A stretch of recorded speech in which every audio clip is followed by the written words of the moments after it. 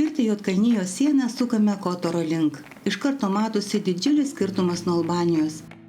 Keliai puikūs, nors ir Albanijos pagrindiniai keliai gana geri. Namai tvarkingi, gatvėse nėra šiukšlių. Iš karto jaučiasi, kad šalis nuo 2012 metų yra kandidatas į Europos Sąjungą ir yra padariusi didžiulę pažangą stojimui į ją. Juodkalnija nuo 2017 yra NATO narė. Į sostinę Podgoricą nusprendžiame nevažiuoti, nes artėjant link jos atsiranda vis didesnės transporto spūstys.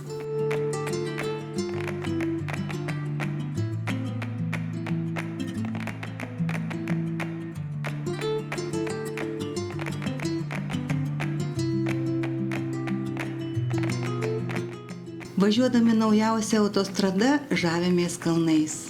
Juodkalnijoje keliai nemokami.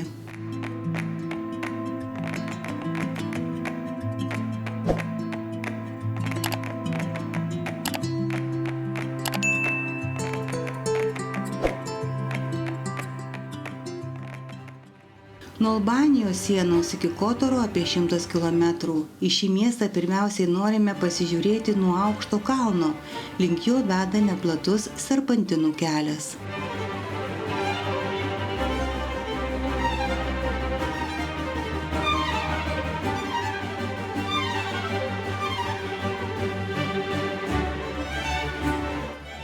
Nuo viršaus atsiveria priblokščiantis vaizdas. Iš 1,5 kilometro aukščio visa Kotoro įlanka ir pats miestas su tvirtove matosi kaip ant delno.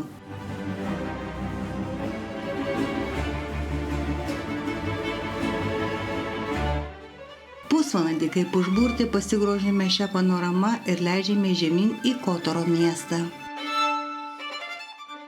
Kelias tikrai įspūdingas. Jei nepatyrę vairuotojai, kurie bijo prasilenkti arba nesupranta, kad autobusui serpantinė reikia daugiau vietos, nusileidimas būtų labai smagus ir greitas. Bet valandą užtrunkame važiuodami 25 km.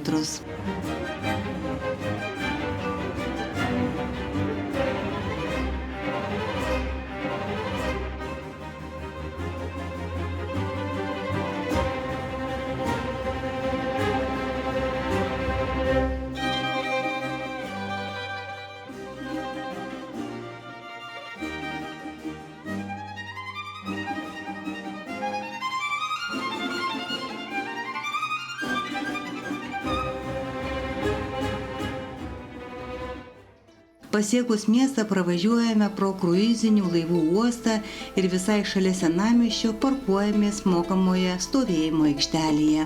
Kotoras įsikūręs pačiame Adrijos jūros įlankos gale. Tai vieta, kur dramatiški kalnų kraštovaizdžiai susitinka su turtinga, audringa istorija. Visa tai sutelpa viename geriausiai išsilaikiusių viduramžių senamiesčių Viduržemio jūros regione.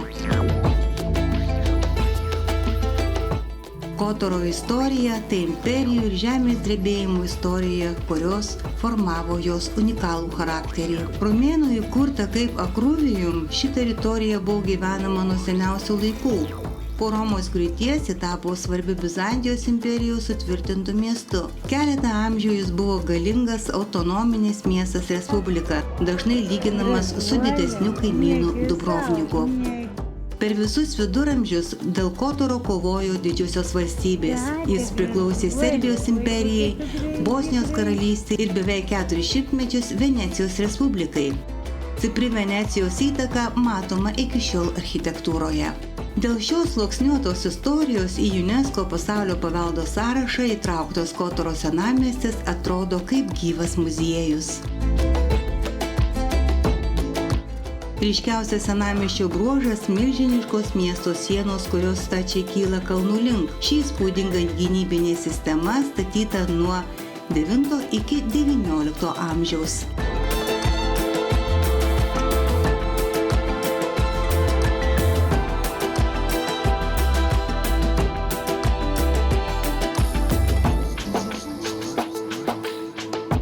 Į senamiestį patenkama per vienus iš 3 pagrindinių vartų.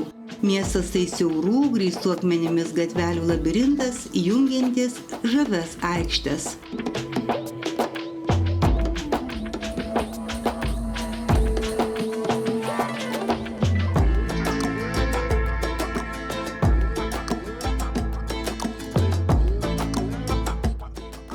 aikštė pagrindinė su laikrodžio bokštu ir arsenalu.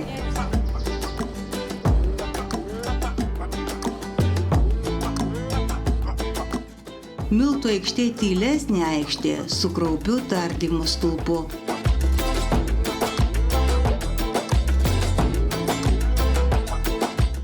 Švento Luko aikštė graži su dviejomis ikoninėmis bažnyčiomis viena šalia kitos. Trifono katedra – garsiausias Kotoro pastatas, puikus romantinis statinys pastatytas 1166 metais, paskirtas miesto globėjui. Pietaujame restoranėlėje, klaidžiojame siauromis senamiesčio gatvelėmis, stebime vietinių katinų gyvenimą tokioje nuostabioje aplinkoje. Čia jie tikrai mylimi ir prižiūrimi.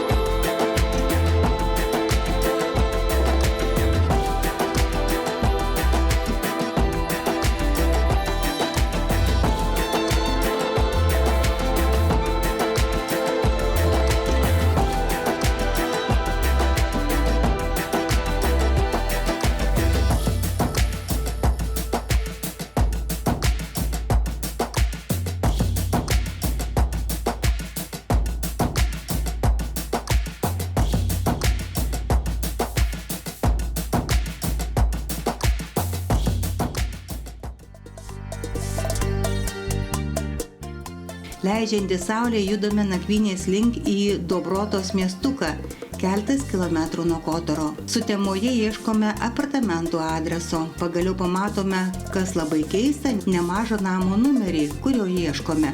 Iš namo iššoka moteriškė, nei žodžio nesuprantanti angliškai, greitai rodo, kur prisiparkuoti ir vos ne už rankų tempia į vidų. Iškart paima užmokestį grynais. Keista smarvė, kambarys mažiukas per langą kito namo sieną. Pykstame ant savęs, kad užsisakome tokią skylę. Po geros valandos pradedame abejoti savo nekompetenciją užsakant nakvynę. Pasižiūrėjus bookingę, kambarys tikrai atrodo nuostabiai, su vaizdu į įlanką. Einame aiškintis. Iš šeimininkų pusės išeina vyriškis ir laužyta anglų kalba sako, kad tikriausiai jo mama apsiriko. Čia ne tie svečių namai. 410 numerį turi 3 iš eilės stovintys pastatai, o mūsų užsakytas yra paskutinis. Pastarojo šeimininkas sužinojo situaciją, į kurią patekome, pradeda gana agresyviai aiškinti santykius su kaimynais. Mums tai labai juokinga, šitaip apsimovę dar nebuvome nė karto. Nauji apartamentai skiriasi kaip Luvras nuo Brazilijos favelų.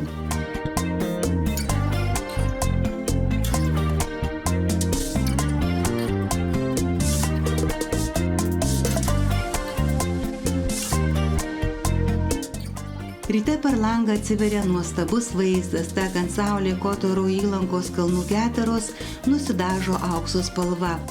Pakrantėje ristele bėgioja daug sportuojančių poilsiautojų.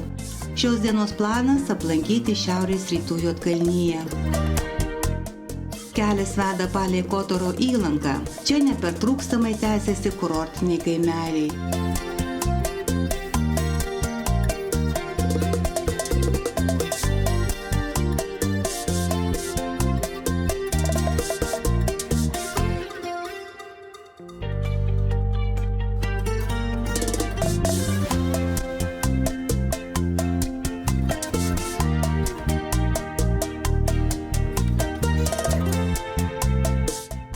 Trumpam sustojame nuostabiame Perast kurorte.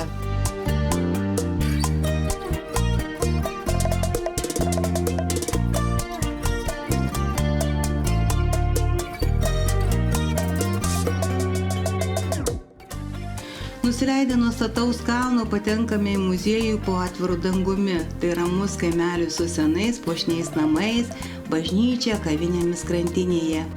Vienoje iš jų išgėrę kavos pereiname centrinę gatvę.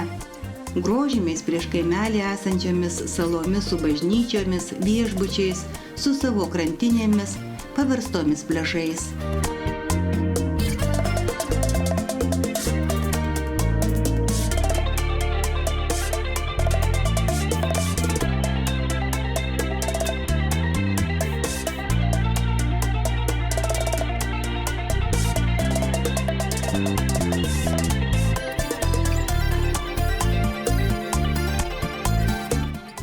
Gatvele važinėja golfo automobiliukai, atstojantys taksi.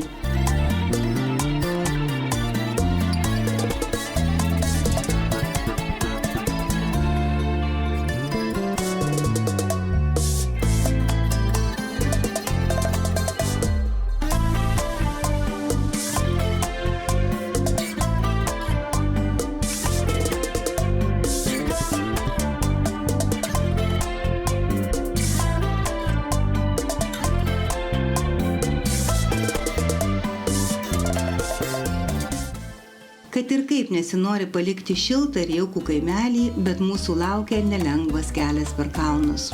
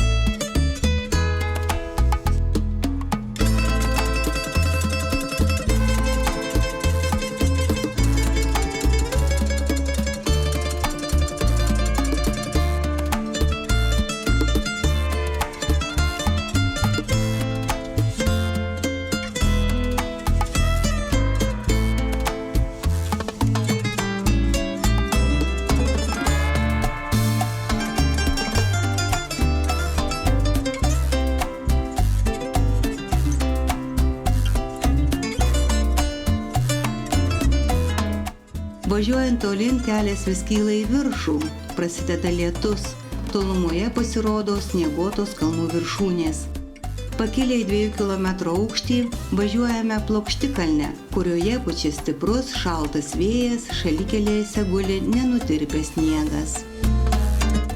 Netikėtai išnyra vienišas namas su jame įsikūrusiu restoranu. Nustebę nutarėme užsukti. Viduje pilna lankytojų. Šilta ir jauku.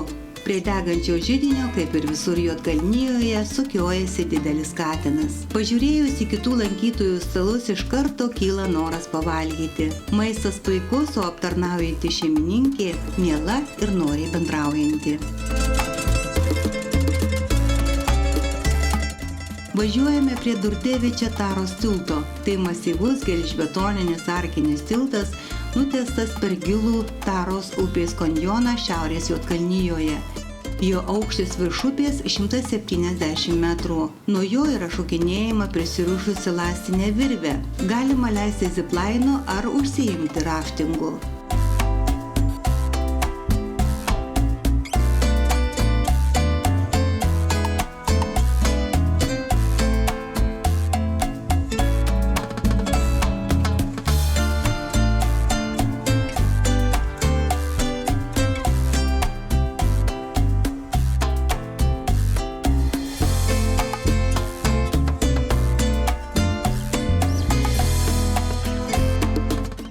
Mes užsisakę nakvynę Pliuzinė miestelyje. Iki jo per kalnus 70 km. Navigacija rodo tik 2 valandas kelio. Atsipūtę judame grožėdamiesi pravažiuojamais kaimukais ir nuostabiais kalnų vaizdais.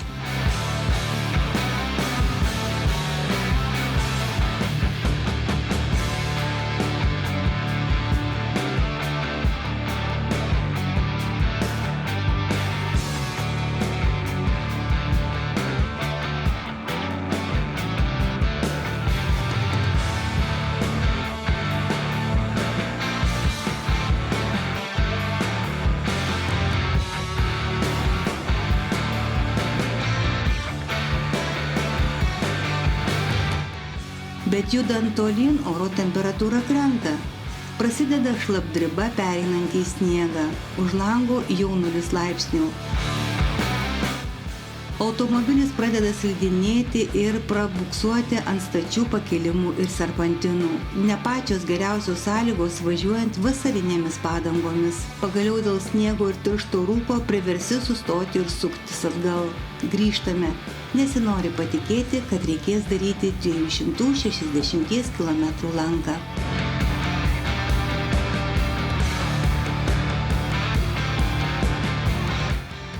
Nelauktai Veizas siūlo geresnį maršrutą. Sukame juo ir džiaugiamės, kad sutrumpinome kelią beveik 100 km.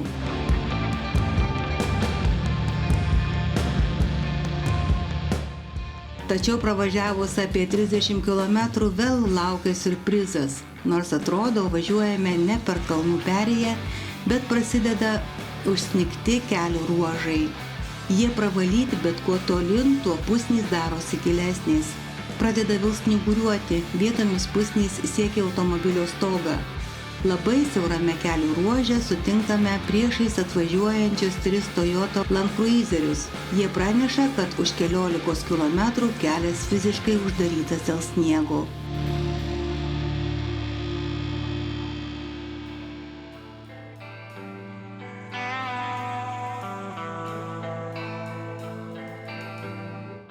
Ir vėl tenka suktis atgal. Dabar susitaikę su likimu važiuojame aplinkui.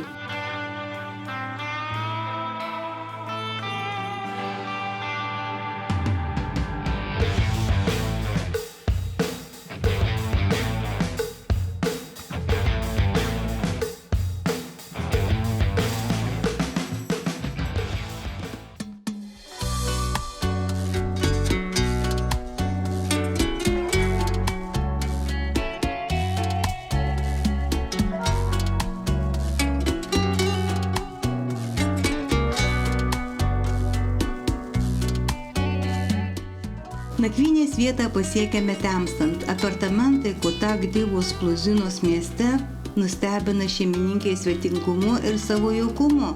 Esam pavaišinami naminiu pyragu ir vietiniu vynu. Ryte prie durų randame šviežių obuolių ir suvenyrų. Esam labai dėkingi šeimininkei Ilonai už tokį šiltą priėmimą.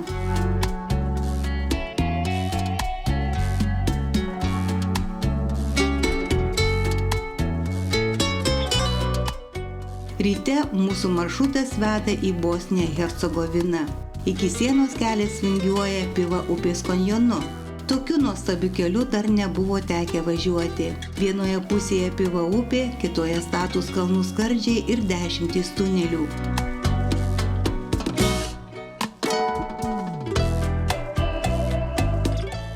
Virš arkų su tuneliais auga daugybė natūralių lyg bonsai medžių. Norisi sustoti ir be galo grožėtis nuostabiu vaizdu.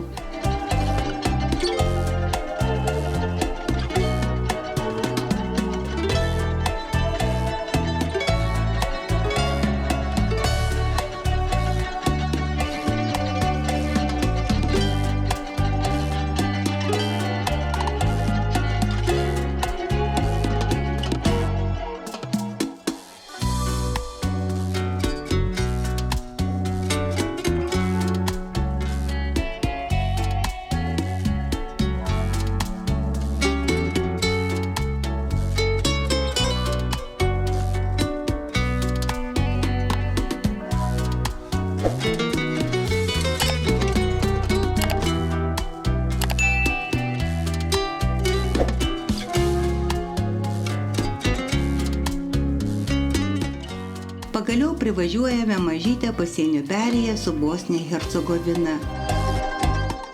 Jei patiko šis mūsų video, prašome paspausti nykštį į viršų.